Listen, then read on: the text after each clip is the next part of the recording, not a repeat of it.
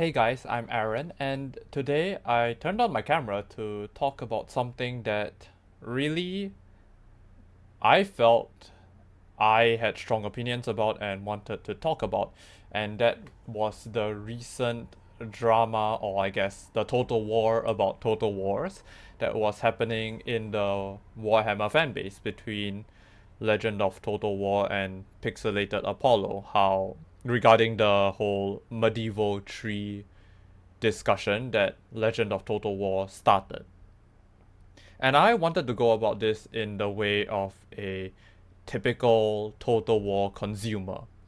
Now, I have around 800 hours on Warhammer 2, 800 hours on Rome 2, 600 hours on Warhammer 3, and so on and so forth. I've played a lot of the Total Wars, and I think it's safe to say that I am a rather big fan of the franchise. And I wanted to go about this in a more, I guess, neutral way, or at least I'll try to be. No human is truly neutral, right? We'll always have small biases in the end. But I wanted to go about this in a way where I want to talk more about what we can take away from the end of this drama compared to talking about like Legend's character or Apollo's character, who I think is in the right or wrong. As I feel that all that has been talked about quite a lot already, and honestly, the conflict seems to have almost been resolved already, with Apollo already taking down his videos. And so I think let's just start off this by talking about the whole medieval tree discussion.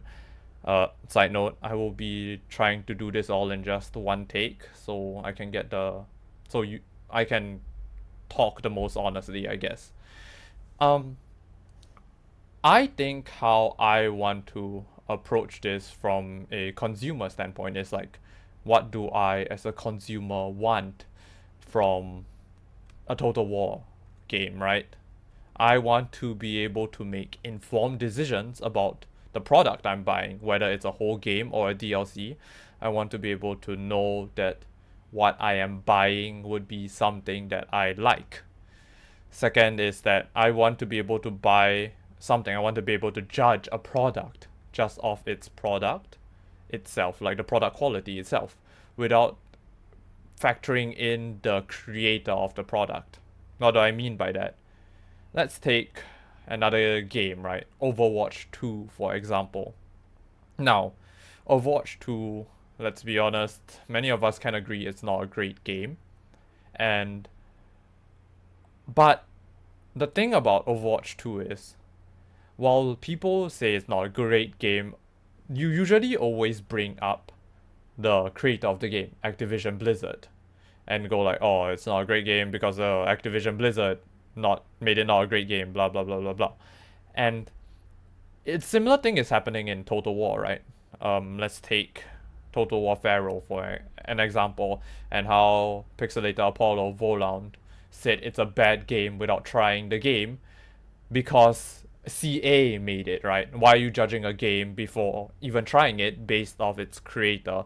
That's something that I want to avoid as a consumer. I want to judge a product solely off the product quality. And of course, any gamer wants this. I want my money that I invest into a product to be worth it. I want the money that I sunk into a Total War game to give me enjoyment, to make my wallet feel happy. That's the most important thing for, I think, many gamers. And I don't think that I would be too against a medieval tree. I actually want to see a medieval tree. And I feel that CA does have the capability to make a really good game, right? Can you imagine a medieval tree with essences of everything good about other Total Wars sprinkled in? I feel like that would be great. And so I'd say give CA a chance. Be hopefully optimistic about the product that might or might not come out. And now, talking about CA, I can acknowledge that they are not exactly the best company out there. CA does have a lot that is wrong with it. I get that the company is scummy. I get that the games and DLC are overpriced. I hate the stupid buy now, fix later mentality. Think Warhammer 3, Pharaoh. Warhammer 3 was horrible on launch, needed Immortal Empires before it became good. Pharaoh was horrible on launch until Dynasties came out. Things like that, right? I also think Hyenas was just a really dumb decision. I feel like the resources in there could have gone to way better projects. Um, I do acknowledge that CA is a big fish in a small pond. They don't really have a lot of competitors that follow that total war RTS genre. And so without competitors, it's very unhealthy for the genre. But I feel that with all the negativity and all the shit we give CA, we cannot forget, we cannot discredit how difficult it is to make a Total War game. If not, then many other game companies would have already swooped into the market and delivered a better product, and then CA would have been overshadowed with how rocky their track record has been recently. And now I want to go back to my favorite Total War and also probably the most controversial Total War, Total War Warhammer. And I want to talk about like what I enjoy, what I don't, and how that can be sort of translated and how do y'all remember the um state of Total War discussion that Apollo Legend and Volon did? Yeah, that was also very heavily Total War Warhammer was also very heavily talked about in this, right? And so Warhammer, what I enjoy about Warhammer, I enjoy how beautiful the game looks, how good the game looks, how good the units look. I enjoy the huge variety in both units, factions, and faction mechanics that you can get in the campaign. I love the huge campaign map with the honestly pretty good sandbox feel it gives in Immortal Empires. I enjoy the huge dopamine rush I can get when I land like a big spell or a huge monster charge or a huge cavalry charge through like a blob of units that always feels really good. And the sound design, the art direction, everything just adds together for a very good and immersive atmosphere of the game. I like Total War for that. But at the same time, I can like Total War while also disliking. Sorry, I like Total War Warhammer for that. But I can also at the same time dislike Warhammer for other regards. For example, I dislike how single entity spam, how annoying it is, and how some single entities are horrible to deal with. You know, the whole Footlord thing. How Footlords, once they fall down, they're pretty much invulnerable, right? I hate the buggy AI and how charges and movement is really jank at times. I hate the super limited modding of Warhammer, especially with how many assets there are. There can be very good mods, but they're super limited because of CA. I hate the overpriced DLC, and remember the whole like buy now fix later mechanic. Yeah, for the prices of the DLC, not worth. I hate how units of new DLCs are usually broken on release. Do you all still remember the Thunder Barge on release? Oh my god. I can hate all that, right? Because it is deserving of hatred. The game isn't perfect, it is full of flaws. But I can hate it while still liking the game, right? Just because there are bad things of a game, there are bad things of a product, doesn't make the entire product bad for everyone. Now, I know Apollo compared Warhammer to like us liking Warhammer to corn addiction, to alcoholism, right? In the podcast that they did. And honestly, watching that, it really just irked me, it bugged me the wrong way. Because that is a huge sweeping statement. And I'd rather like Legend's approach of comparing Warhammer to food, and I will do the same. I'm Singaporean, so Warhammer 3, I can compare it to like a durian, durian king of fruits, the big green thorny spiky ball. I love durian, right? I love how creamy and sweet it is, and whenever I can eat it, I regard it as a luxury. But I can also see why people don't like durian. Durian is extremely heaty. Durian is unhealthy. Durian has this horrific smell. And the worst thing about that smell is that it lingers, right? Try leaving durian in your fridge unsealed for even just a couple hours, and that fridge, if you don't like durian, is unusable for at least 3 days. And especially if you don't eat durian with gloves and you eat it with your bare hands, the smell stays on your hand. Soap, whatever, won't fix it. So all these are like bad things about durian, right? But just because these disadvantages, these dislikings exist, does that mean that durian is now the worst thing on the planet? Everyone should hate it? No. You can like durian while acknowledging its flaws. You can like Warhammer while acknowledging its flaws. And in the discussion as well, how Apollo and Volan supporting him made this huge sweeping statement, made this huge exaggeration. Liking Warhammer is like liking corn. How ridiculous is that, right? Corn addiction, alcoholism, these are harmful. They hurt you. Liking Warhammer doesn't hurt you. You're just enjoying a product for what's enjoyable about it, right? Doesn't really come with any harmful side effects. So, if you want to make sweeping statements, I can too, right? I in no way believe this, but one exaggeration for another. Apollo and Voland, there are viewers that agree with them. They're like a cult, right? Oh, just because I like this, everything else is bad, right? And if you try and disagree with them, you're wrong, you're a sheep, you're a worm, and you should conform to my opinion. Doesn't that sound like a cult?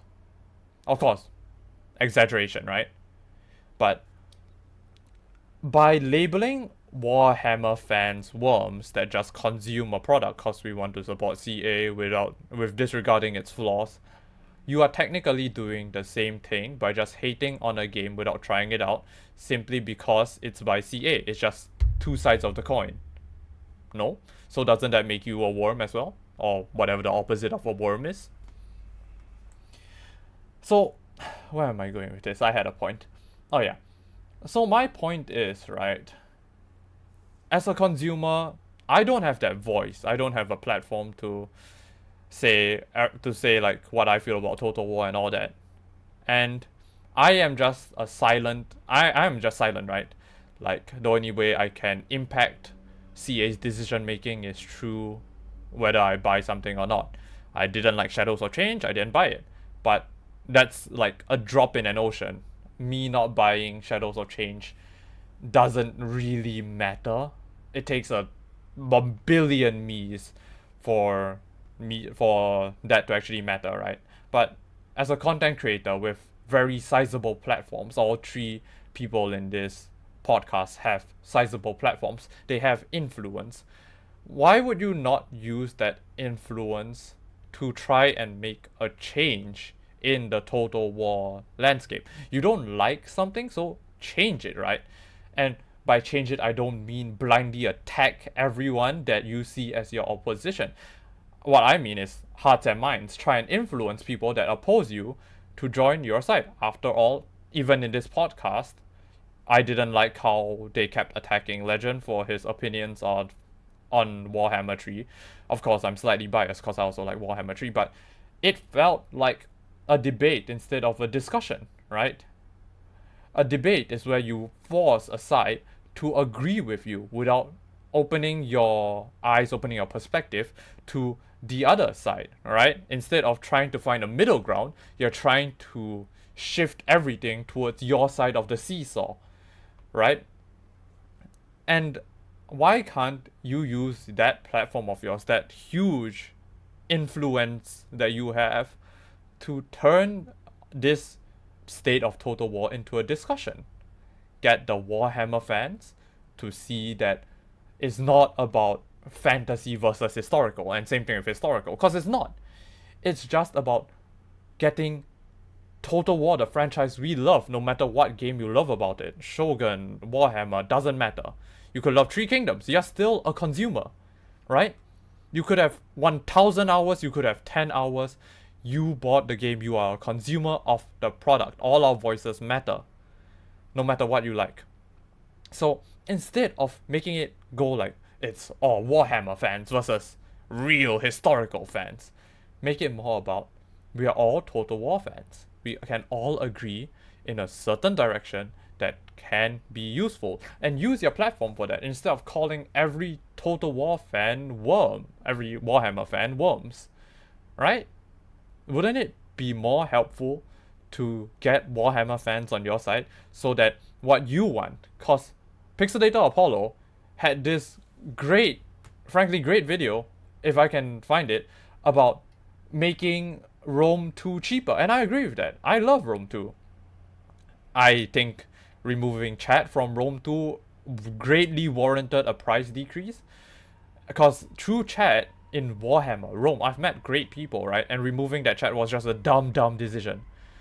And for how old Rome is, for how it's not receiving any more updates, it does deserve a price decrease.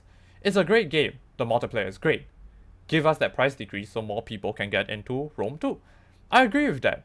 But people won't agree with you. I won't agree with what Apollo says. I don't want to watch what Apollo has to say. Because if I watch what Apollo has to say and it just turns into attacking me for liking Warhammer, for liking Three Kingdoms, why do I want to support that, right? Why do I want to actively hear myself getting belittled, getting called a worm, right? Why do I want to hear the people that I've met in Warhammer being belittled? Doesn't make sense. So back to the main point, right? Total War creators, you have that voice, you have that influence. You have thousands of people watching you, thousands of people that are part of CA's bottom line. Use that, get them on your side and change and make that change that you want, instead of just complaining and isolating yourself into, frankly, an echo chamber. At the end of the day, all of us want better games, right? But we can't get better games by just blindly attacking the company that can provide us that better game, and by attacking the consumers that support the company. And Total War is a franchise that I'm sure many of us care deeply about. It's a pretty niche franchise, so the community should be rather tightly knit to make change. And by attacking the fans, right? By attacking the company, by making this huge I guess, opinion that just because it's made by CA, it isn't good. What if the next Total War game is the best thing ever for historical fans, right?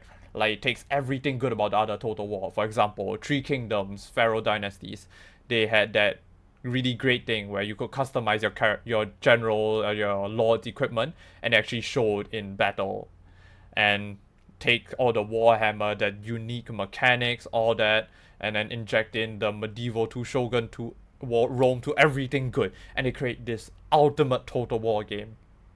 And just because it's made by CA, Apollo and Volon are gonna go, oh, it's crap, made by CA, I'm not gonna support it, right? And then their viewers hear that and they go, okay, I'm not gonna support it. How are you gonna find that favorite Total War game that you can fall in love with again if you don't give Creative Assembly a chance, if you don't give the game a chance?